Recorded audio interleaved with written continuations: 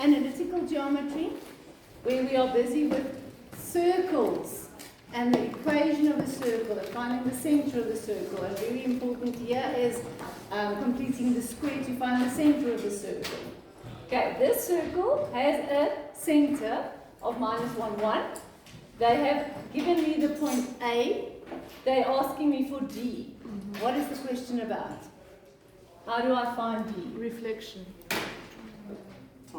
Translation, yes, because it's the center. Now, if you have the center, old school way of doing it is to say, take the two x's, let's call it x and y. X plus -3 divided by 2 must give you -1. Y plus 0 divided by 2 will give me 1. Or you can just write down the answer for 2 marks. How do I get that answer? By using a translation. Because it's the center. The same thing that happened to the x from A to the x of B, C will happen from C to D. Namely, -3 became -1. How? It moved 2 units to the right. 2 units to the right will give me? Just 1. Answer 1. The y values, 0 went up to 1, so 1 will go up to 2 marks. Easy? It's actually just using the translation. If you did it with the center, you'd get the same marks. 2 marks for lots of more writing. Okay, so both are right. Then we get the equation of the circle. Guys, you know it's going to come. When you get the analytical part of your question paper, there's going to be 2 questions. The one is more focused upon grade 11 work, and the one will be focused upon circles. Definitely will ask you to find a circle, to find the center of the circle by completing the square. There's certain things you can bet your life on. Finding the equation of this circle, how will that work?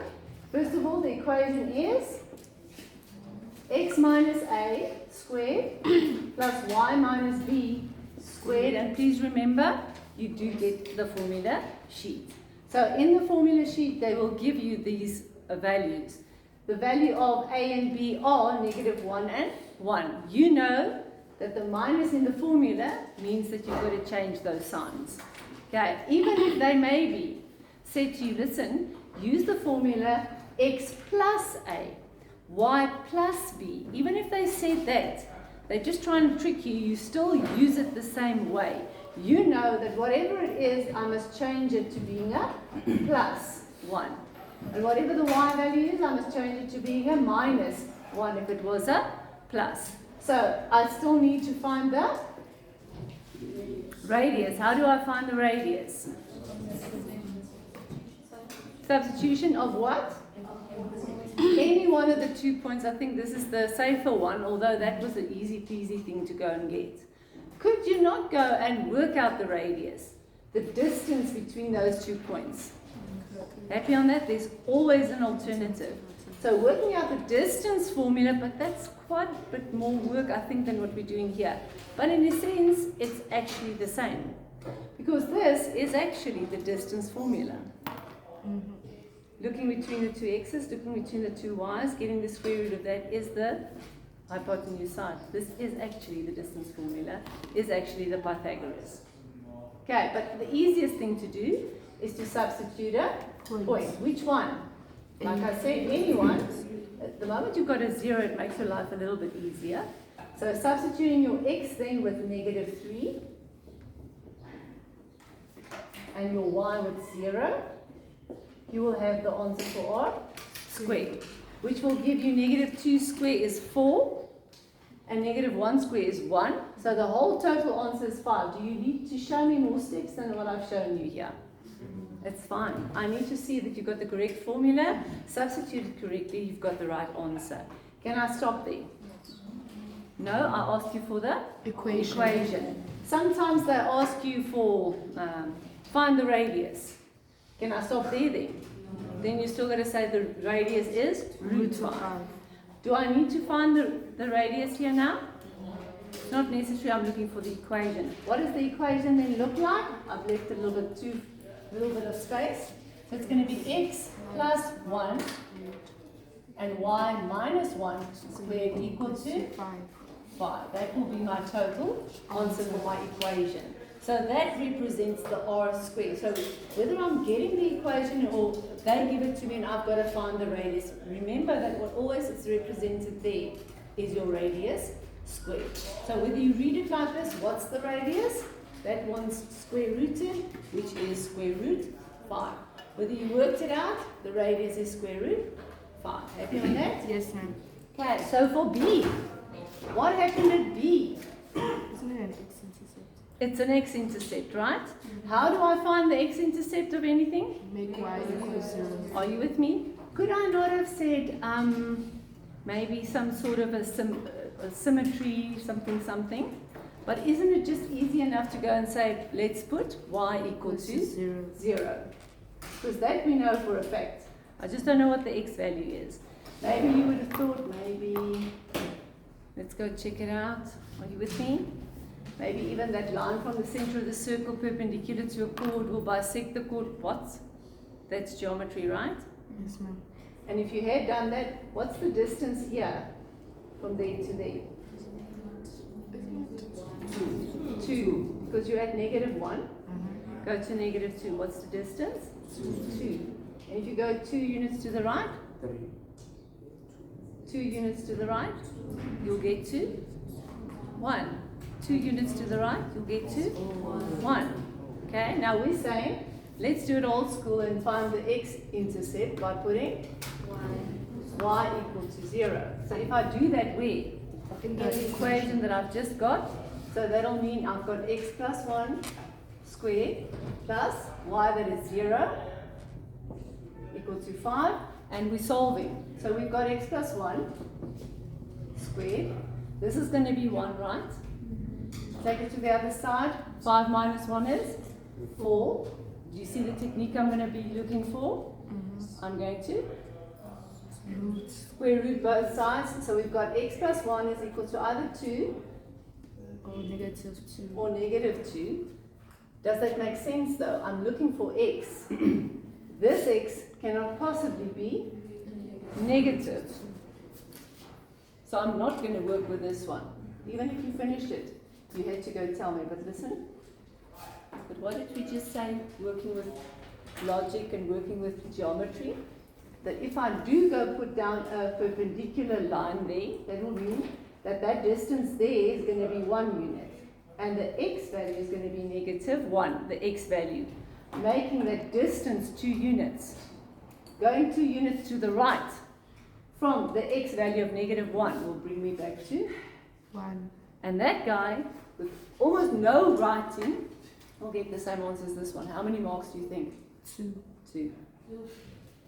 For just knowing it, now I would feel safer if you told me, man, I'm looking to work with geometry, the line perpendicular, and you're doing a symmetry.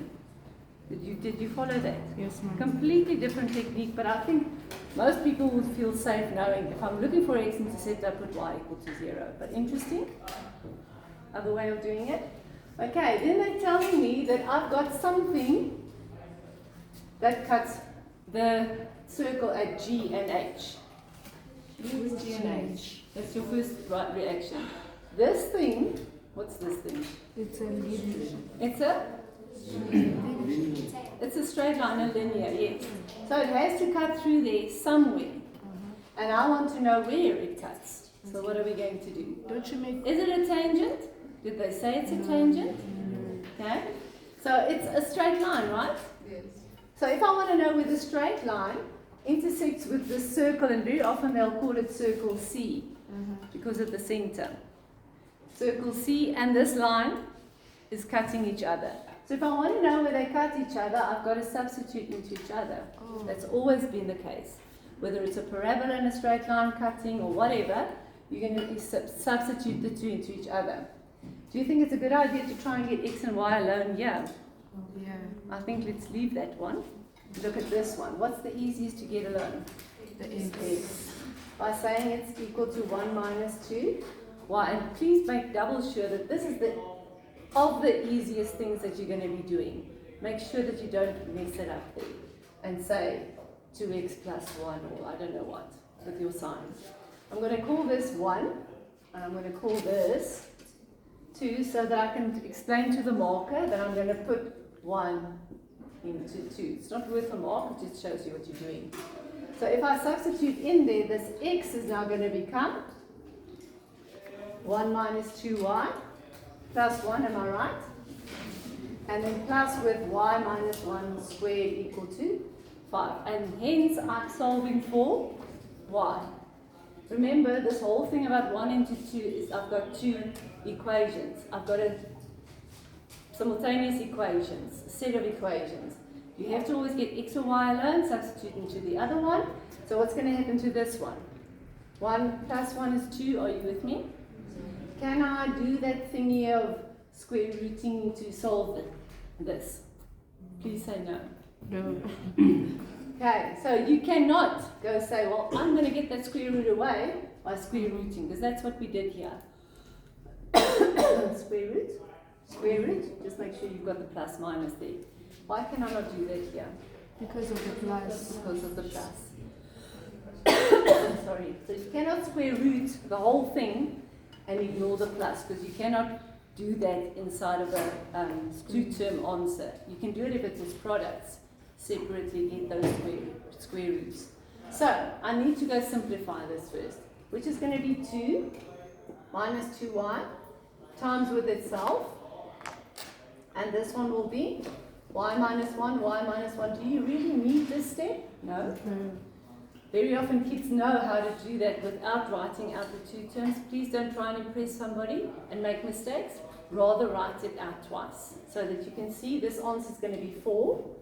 Minus 4y and minus 4y is minus 8y, and again I'm a little bit fast, so if you need to write minus 4y, do that.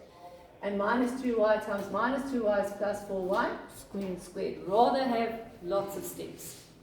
For this one we're going to have y squared, minus y is minus 2y, minus times a minus is a plus, and we've got equal to 5. We're trying to solve for y, and it's a quadratic equation. Let's add together. So we've got 5y squared minus 10y. This is going to give me 5. And the minus 5 coming across is going to give me nothing. Some stage. Earlier, later, you're going to get them together. The 5 plus the 1 is 5 on the left, 5 on the right. Getting them to the same side is going to cancel out. So going to be nothing. And how do I solve that? Why should you take out a common Yes, denominator? please, just take out a common denominator, because kids get so used to having quadratic trinomials at the moment that they get something like this, they forget what other type there is. Just taking out a common factor. In actual fact, do not divide the whole thing by 5 without any repercussions. So it's going to be y squared minus 2y. Do you agree? But that's also wasting a little bit of time. Let's rather just take out 5y if you want. And what's left is going to be y minus 2. Agreed? Yes. But can I not leave that 5 away? Yes, you can. In the next step, squishing it in there in the side. It's going to be 5 can be 0. No, 5 can't be 0. The principle that we're using here is if things are timed and the answer is 0, one of those things must be 0. 5 is 5. But y can be 0, or y can be 2. So, or you can write, no problem, 5y is 0, so y is still going to be 0. Any which way you cut it. Or y is going to be 2. What are we finding here? Why is there 2 answers? We're trying to find, oh yes, focus again. You're so into the math here that you forget what you're busy with. You're finding where a straight line is cutting through that circle. And it has 2 places. One place where the y is equal to 0. Where is the y equal to 0? By 8. By b. Where is y equal to 0? By b. Anywhere on this axis, right? And then what's the x? Well, I don't know, but it's got to be either there or there. That I don't know yet. The other place is where y is equal to 2, which is somewhere here. So it's got to be there or there. Are you with me? Can't pinpoint it yet, but there's 2 places Because any straight line usually cuts through a circle 2 places. Okay? But I don't know yet, so why am I trying to find it? Let's rather go back and substitute back in. Once you have the y's, you can get the x's. Which one? 1 or 2? It really doesn't matter, but let's go for this. The linear one is always supposed to be easier. So it's going to be x equal to 1 minus 2 times 0. And in the other case, it's going to be x equal to, let me just do this one first. That'll be just 1, right? And x is 1 and y is 0. So if x is 1 and y is 0, that means that B is actually one of these 2 answers. Are you with me? I think somebody mentioned it and I just passed you by because I didn't want you to see that, but it was a good observation. The moment that you know y has to be 0, if y is 0, it's going to be one of these 2 points. To be able to cut on that circle with my line, my mystical line coming through. And if you can see that, are you allowed to just use it? And say, well, if y is 0, it's got to be 1. But is it 1 or is it negative 3? That I don't know. Okay. For the other one then, or that I can't put in here, it'll be x is equal to 1 minus 2 times 2, which is negative 4, so it's negative 3. So the other point is where y is 2, then x is negative 3. Where's negative 3 and 2? Well, it's got to be right across there. Between negative 3 and 2. So actually I'm seeing it here, but it should be straight over there. My circle is not very circular. Are you with me? It's not according to scale, but that's supposed to be right across from each other. Do you see that? Now their sketch is much more accurate than mine because this is making my life a little bit more difficult. Question was, what is G and H? Now they never said, because sometimes they do say, G's x value is positive. So which one is now which for the 2 cutting points? So is this G and this H, or is this G and that H? Happy on that? You don't, not really. So whichever one, you can just say those are the 2 points, G, H, or GH, you can swap it around. They never said anything else. Okay. After reading again, because that's very important in maths, they did say that the x coordinate of G is negative. That's why this couldn't have been G, like I just had it. This has to be G. Alright, so that means that H, the point 1, is actually B. Now, how come they change a point's name just in the mid-air? Okay, just know that B is H and H is G. Is B, and in my G will be this one over here. Right, my next question says, prove that something is a diameter. Think. How can something be a diameter? If? That's the middle of this. Semicircle. Semicircle. But that's geometry. Hence, analytical geometry. You don't get a lot of geometry inside of analytical geometry, but this is definitely part of geometry. So if you have to prove that something is a diameter, how would you prove it in geometry? If wherever it is, it subtends The chord. 90 degree. If it's 90 degree, then this, whatever its name is a diameter. All of them basically can go backwards. If you know that it's 90, then this thing that I drew should be going through the center. So how would they want me to prove that this is a diameter? Now, there's a few ways of doing it. Look at the interesting ones. If you see that this is 1 and this is 1, it means again that this will be perpendicular. Alright? But that will only prove that AD is a diameter. Whoop-de-doo, they gave that to me. Are you with me? Yes, ma'am. So if I wanted to prove that, and that's true, it's true, because it is a diameter, that this is a diameter, how would I be able to prove that? Do I have to do, say again? G and A G and A have the same x coordinates, so that means that this has to be perpendicular, meaning that if I draw a line from B to G, it'll be a diameter, meaning it has to go through C. But that's something different than the norm. But seeing that the x values are the same means that that distance there must be perpendicular, making that my line there, making this a semicircle and making that a diameter. What is the more conventional way maybe of doing it? Now I know that this must be 90, but I didn't see this -3, -3. Okay. How else can I then prove it? I must prove that it's a diameter by proving that these 2 points go through the center of the circle, because that's something different. How will I prove that they do go through that point? Translation. What would have done translation? Gradient. Meaning grade 11, excellent. Prove that those gradients are the Same. What is that called again? Those points are? Collinear. Oh, excellent, you fantastic children.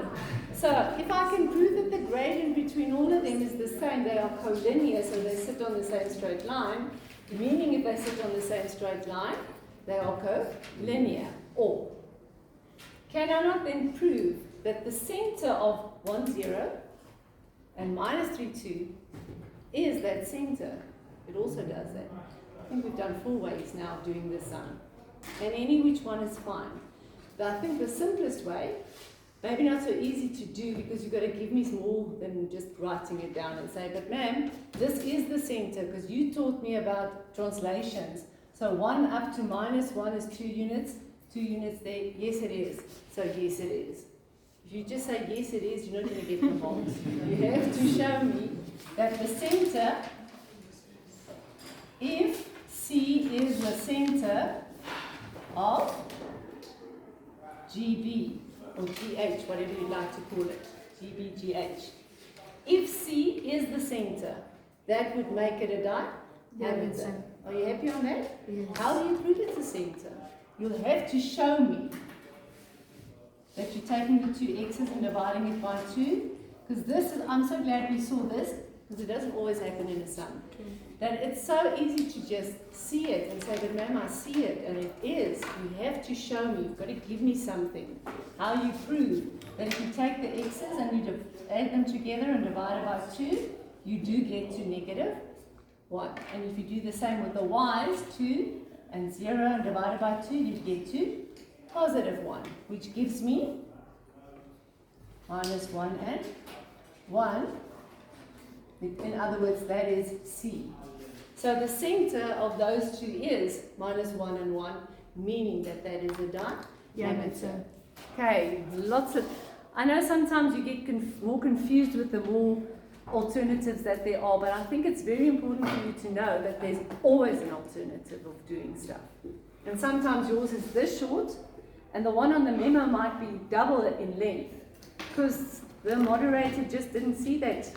And even in a final exam, November, when we mark, they do get to a stage and say, after 3 days, then they come and they say, Bulelwa did this sum, and I see this, and nobody's done this before, but let's put that on the memo as well. Are you with me? Can happen. Last bit of the question says, I've got to find the equation of a tangent. It's not the last bit, sorry, second last. Am I happy on how that ended? Is it a diameter? Why is it a diameter? Because the center is the center of the circle. So the only way it can be the center is if it's the center of that line, and it is. How to find the equation of a tangent? That's our newest work. Guys, the circle doesn't have heaps and heaps and heaps of work. Okay? How do I prove that how do I find the equation of a tangent? Like we said last time. If you've got the tangent, and you must find the equation, it'll always have something to do with theorem number 7, which says the radius gradient is perpendicular to the tangent. So wherever it touches at B, which I know is the point 1 and 0, somewhere there's going to be a tangent. Let's make it red. Oopsie, that cuts too much for a tangent, but you are using your imagination. So if I want the equation of that tangent, I need to find the gradient of what? Of the radius C, B. Well, if you really want to find GB, that would be fine. We've just proven it. Are you with me? But you need to find from C to B, and that was actually the easier parts that you had from the start, so I'd stick to that. So we find the gradient of that, and write it like that for the markers that they know you know what you're doing. So that radius gradient, using our old friend from grade 9, is going to be, whether you say 1 minus 0 or 0 minus 1, it doesn't matter, but you do the same at the bottom.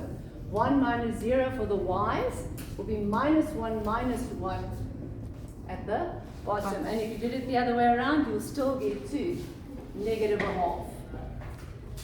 Is it negative a half? Okay, because then my sketch is definitely not lacquer. 1, 0, negative 1. 1 and 1, 0. Okay, because, so again, it is negative a half. What I'm saying, I would have liked it to be a little bit more true to reality. Because this one that I sketched here looks like it's got a positive gradient. But now remember, it's not according to scale. So it should have been more that way. So this one is a little bit skewer. Okay, sorry about that. But then that's it. So the gradient of the radius. Oh, no, but I'm talking nonsense, man. What's this negative a half? It's the radius one, and that finds peace in my heart.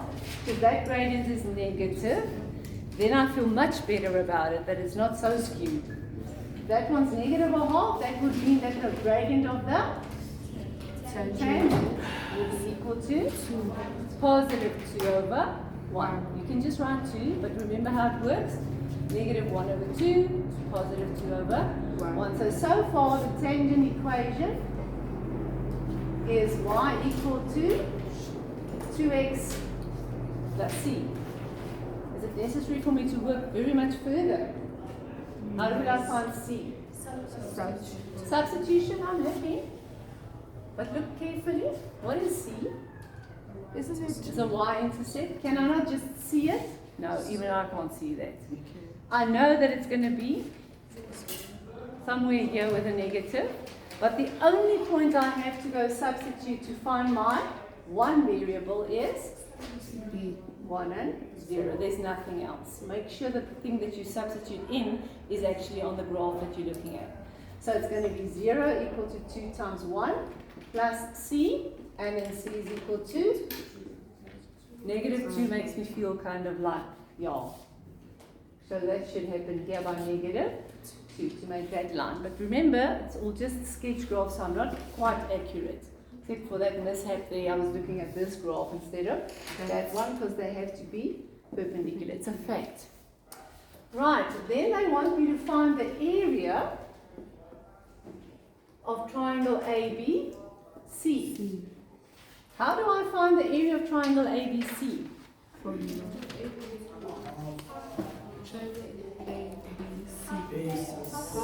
Because you have how many tools for area of a triangle? 2. First one, half base times perpendicular height from primary school all the way through, it's still a fact. And the other one is half A, B, C. But I don't have any angles. I could go work them out, but really, it's not necessary. If I look at that area, it's going to be half times base times perpendicular height. What would be my base? Because now remember, ABC is this piece here now. Right? Base? AB. Is AB. Is how long? 4. That's it. No lots of writing. Because you're at negative 3. Up to 1 is a distance of 4. So the base is 4. And now what's the perpendicular height? Is 1. It's what we were talking about previously, if that had been in your sum previously. That distance there, perpendicular, would have to be 1. So times with 1, and the answer is 2 square units. And if you don't write square units, It's fine, no problem. Find the area and you say it's 2, it's fine, no problem. You just here? Thank you for seeing that mistake. This was what was written there. It's an error, a writing error.